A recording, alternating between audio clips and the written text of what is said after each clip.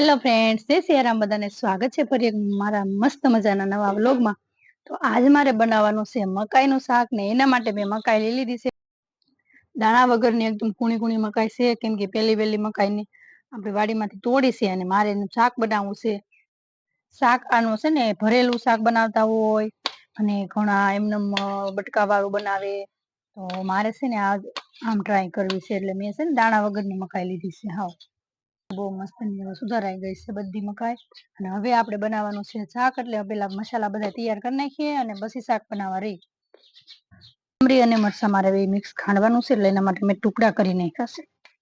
મસાલા તૈયાર કરી નાખ્યા છે. ડુંગળી, સિંગ ખાંડેલી છે, આમાં મરસું અને કોથમરી બે મિક્સ ખાંડ્યું છે. આ કોથમરી છે, આ ભેળવેલું લસણ વાળું મરસું છે, ખાંડ, તલ, લસણ છે, આ કળિયું છે, પેલી જીરું છે, ખાંડેલું જીરું છે આ, અને આ છે ખાંડેલા ધાણા. તો આ બધો મસાલો મેં લઈ લીધો છે ને હવે આપણું તેલ થઈ ગયું છે. તો એમાં આપણે બધાથી પેલા આપણે નાખવાનું છે લસણ નાખવાનું છે. આપણે લસણ નાખ્યા પછી આપણે નાખવાની છે ડુંગળી.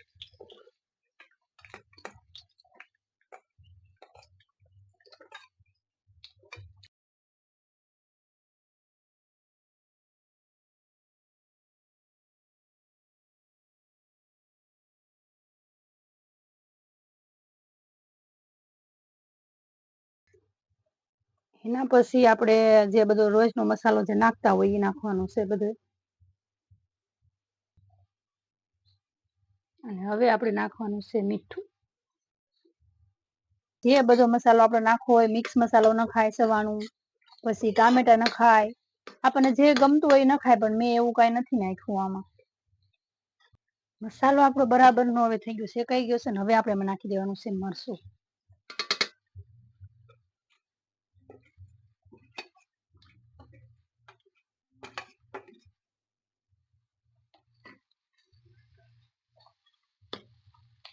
તો મરચું આપણું પાકી ગયું છે તેલમાં.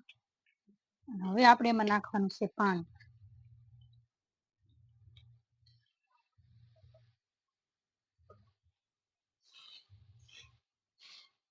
તો આ રીતની આપણું કઈક મસ્તીની ગ્રેવી બની છે.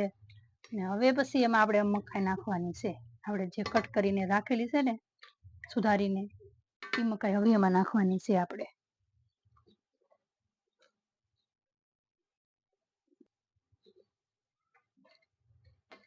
આપણે તો બધા બટકા અંદર નાખી દીધા છે.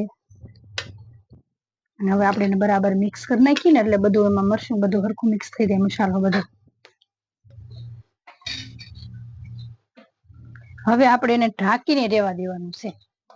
જ્યાં સુધી આપણું શાક સડી જાય ને ત્યાં સુધીમાં આપણે બનાવવાની છે રોટલી. એટલે રોટલીને આપણે લોટ પેલા બાંધી દઈએ, આપણું શાકે બની જાય.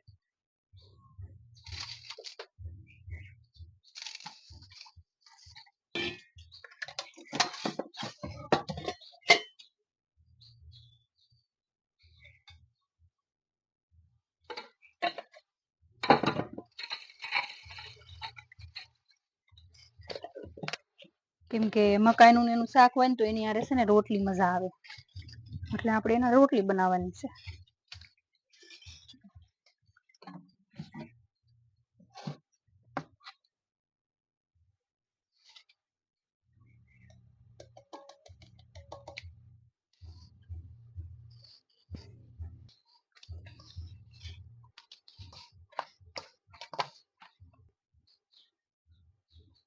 આપણો બરાબર નો મસ્ત મિક્સ થઈ ગયો છે, કૂણો કૂણો થઈ ગયો છે, ખૂણવાઈ ગયો છે એકદમ હાવ મસ્તી.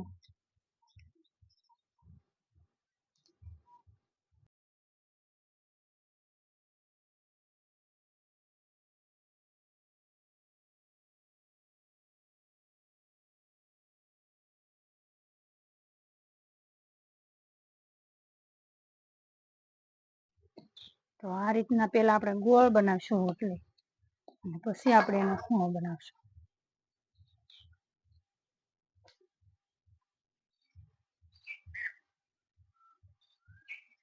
એટલે હું આના બધા પડ અલગ અલગ થઈ જાય મસ્ત ના.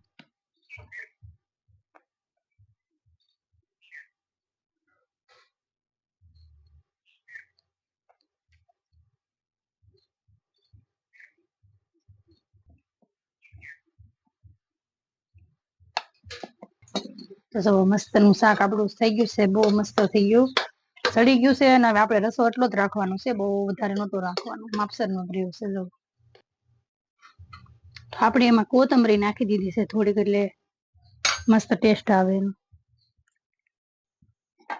આપણા પરોઠા બધા બનીને મસ્ત થઈ ગયા છે, તૈયાર. હવે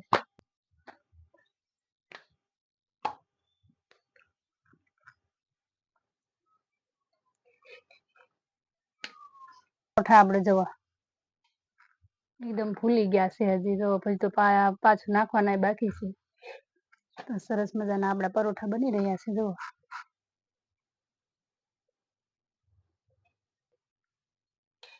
તો સરસ મજાનું પરોઠું આપણું શેકાઈ ગયું છે.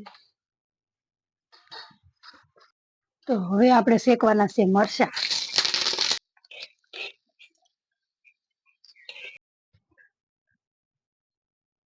તો આપણે છે ને થોડુંક ઘી ચોપડી દઈએ પરાઠામાં. આવે પરાઠા તો આપણે બહુ મસ્તીના શેકાઈ ગયા છે. મકાઈનું શાક એકદમ મસ્ત બની ગયું છે, ગ્રેવી વાળું. આપણે મરચાં તળી લીધા હતા, અને આપણા પરોઠા પણ એકદમ મસ્ત થઈ ગયા છે. એની અંદર ઘી ચોપડી દીધું છે, અને આપણે લીધી છે ગાયની સાઈઝ. જુઓ એકદમ મસ્તની સાઈઝ છે. તો હાલો આપણે ટેસ્ટ કરીને જોઈએ કે શાક કેવું બન્યું છે એમ.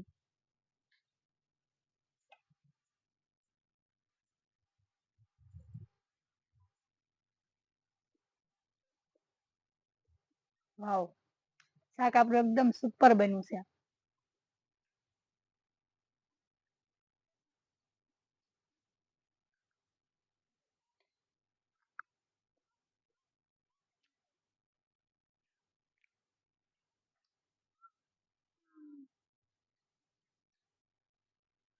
તો આજનું મકાઈનું શાક તમને બધાને કેવું લાગ્યું છે જરાક કોમેન્ટમાં કહી દેજો.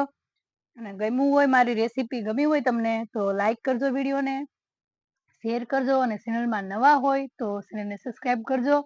મળીએ એક મસ્તીના બીજા નવા વિડીયોમાં. ત્યાં સુધી બધાને જય સિયારામ, બાય બાય.